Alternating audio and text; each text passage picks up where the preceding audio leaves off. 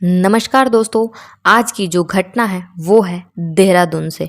एक ऐसा इंसान जो शराब के नशे में ये भूल जाए कि मैं क्या कर रहा हूँ, और शराब के नशे में ही वो एक महिला के साथ ज़बरदस्ती उसके साथ गंदा काम करे। जिंदा तो जिंदा वो पहले महिला को ज़बरदस्ती करके मौत के घाट उतारे और फिर उसके मरने के बाद भी उसकी लाश के साथ रेप करे। आज की घटना में कुछ ऐसा ही होता है। सोमवार का ये दिन था, सुबह के 4 बजे का टाइम होता है। तब ही कंट्रोल रूम में एक फ़ोन आता है और फ़ोन पर पुलिस को खबर दी जाती है कि सर्वे ऑफ इंडिया के गेट के पास कूड़ेदान के बाहर एक महिला की लाश पड़ी हुई है और महिला बहुत ज़्यादा जख्मी है। लोगों को ये भी नहीं पता था कि ये जो महिला है जिंदा है या मर चुकी है। कुछ लोगों ने पुलिस को खबर दी और खबर मिलते ही पुलिस मौके पर पहुंचती है और लाश को बारीकी से देखती है। आसपास के लोगों से पूछताछ की जाती है। तब तक एक व्यक्ति वहां आता है और बताता है कि ये महिला यहाँ रात में दिखाई दी थी और ऐसे ही इधर उधर टहल रही थी और इसे पहले भी यहाँ देखा गया है। ये औरत यहाँ आती जाती रहती है। अब पुलिस ये सोचती है कि इस महिला को कौन मार सकता है, क्योंकि ये महिला बहुत गरीब घर से दिखाई दे रही है। लेकिन कोई भी इस महिला की पहचान करने वाला नहीं था। सिर्फ पुलिस को इतना बताया गया था कि ये महिला यहाँ शराब की दुकान के आसपास देखी जाती थी। अब पुलिस के लिए बड़ा बवाल ये था कि इस महिला को मार कौन सकता है, क्योंकि महिला दिखने में भी गरीब लग रही थी और इस महिला की किसी के साथ क्या दुश्मनी रही होगी। और यहाँ से पुलिस अपनी तफ्तीश में जुट जाती है। सबसे पहले पुलिस आसपास के जितने भी सीसीटीवी कैमरा है लगे हुए थे सबको बारीकी से देखती है, उनकी जांच करती है। क्योंकि इस महिला की लाश को रात में ही मार के फेंका गया था, पुलिस पंचनामा करके बॉडी को मोर्चरी में रखवा देती है और अपने काम में वो जुट जाती है। अब यहीं पर एक सीसीटीवी कैमरा लगा हुआ था जहां कूड़ेदान में ये लाश मिली थी। उसी के कुछ दूरी पर एक कैमरा लगा हुआ था। वहां लगभग रात के 3 बजे का वक्त था।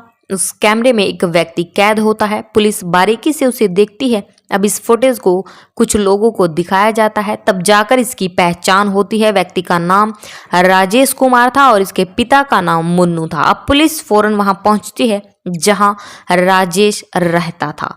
राजेश का एक टीन सेट में कमरा था और ये शुल्क शौचालय का कर्मचारी था। साथ ही एक पास के मॉल में ये काम किया करता था। अब पुलिस उसके कमरे में पहुंचती है। वहां राजेश उन्हें मिल जाता है। साथ ही उसके कमरे में खून के निशान भी मौजूद थे। अब पुलिस राजेश को उठाकर ले जाती है। उसे पूछताछ शुरू की जाती है। पूछताछ करने के बाद जब राजेश सच उगलता है तो पुलिस भी हैरान रह जाती है। सच इतना कड़वा था कि जिस महिला को इंसान जानता भी ना हो उसे मौत के घाट कैसे उतार दिया जाए और उसके साथ गलत काम किया जाए। ऐसा इंसान कहने के लायक नहीं है। राजेश बताता है रविवार की रात उसने शराब पी रखी थी, तभी उसे न्यू कैंट रोड पर एक महिला टहलती हुई दिखाई देती है। उस महिला के पास जाता है और महिला से नॉर्मली बात करने लगता है। ये महिला राजेश से खाना मांगती है। वो राजेश से कहती है मुझे भूख लगी है और अगर आप मुझे खाना खिलाओगे तो आपका बहुत एहसान होगा। साथ ही शराब पीने की भी मांग करती है। राजेश समझ जाता है ये महिला अकेली है और इसका फायदा उठाया जा सकता है। राजेश इस महिला से कहता है कि तुम चिंता मत करो, मैं तुम्हें खाना भी खिलाऊंगा और अगर तुम्हें शराब पीनी है तुम शराब भी पीना और यहीं पास में बैठ एक मेरा कमरा है, हम खाना खाएंगे और शराब लेकर वहीं चलते हैं, वहां जाकर तुम आराम से खाना खाना। अब ये महिला राजेश की बातों में आ जाती है। राजेश से कहती है ठीक है, मैं तुम्हारे साथ चलने के लिए तैयार हूँ। अब राजेश इस महिला को अपने कमरे पर उसी टीन सेट में लेकर जाता है और यहाँ बैठकर सबसे पहले उस महिला को खाना खिलाता है और साथ में बैठकर दोनों शराब पीते हैं। दोनों ही शराब के नशे में थे।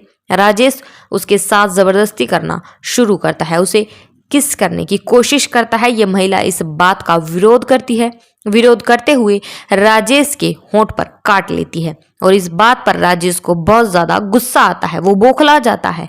गुस्से में वो अपना होश खो बैठता है। तभी राजेश इस महिला के सर को दीवार में देकर मारता है। 4 से 5 बार सर को दीवार में मारने के बाद महिला निढाल होकर गिर जाती है और बेहोशी की हालत में वो चली जाती है। इसके बाद भी दोबारा उसके साथ बलात्कार करता है तब भी महिला दोबारा होश में आ जाती है।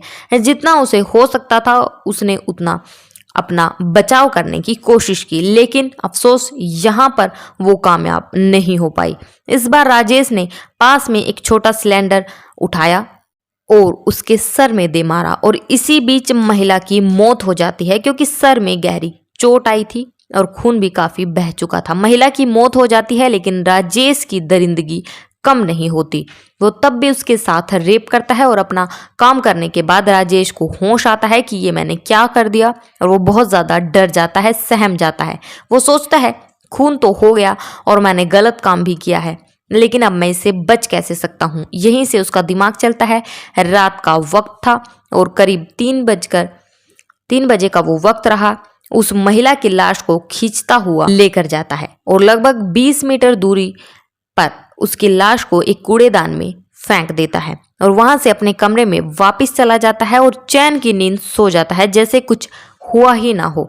राजेश की सोच ये थी कि उसने कत्ल भी कर दिया और वो शायद पकड़ा नहीं जाएगा, मगर अपराधी कितनी भी बड़ी प्लानिंग क्यों ना कर ले, लेकिन वो कहीं ना कहीं कानून के शिकंजे में आ ही जाता है। और राज्य महिला आयोग की अध्यक्ष ने कहा, एसएसपी से उन्होंने फोन पर बात करी। अध्यक्ष कुसुम कंडवाल ने एसएसपी से कहा पुलिस कठोरतम कार्रवाई करे, क्योंकि ये बहुत दुखद घटना है। हालांकि अब तक इस महिला की पहचान नहीं हो पाई है, इसीलिए फिलहाल पुलिस ने पंचनामा भरकर शव को मोर्चरी में रखवा दिया था और शनाख्त न होने पर 72 घंटे बाद पोस्टमार्टम किया गया। तो ये एक दुख भरी कहानी, जिसमें ना मरने वाले को पता ना ही मारने वाले को कि महिला कौन है, या उस महिला को पता कि उसके साथ कुछ ही वक्त में इतनी बड़ी घटना हो जाएगी, उसकी जान तक चली जाएगी। आपकी इस सच्ची घटना के बारे में क्या राय है, कमेंट सेक्शन में ज़रूर बताइएगा।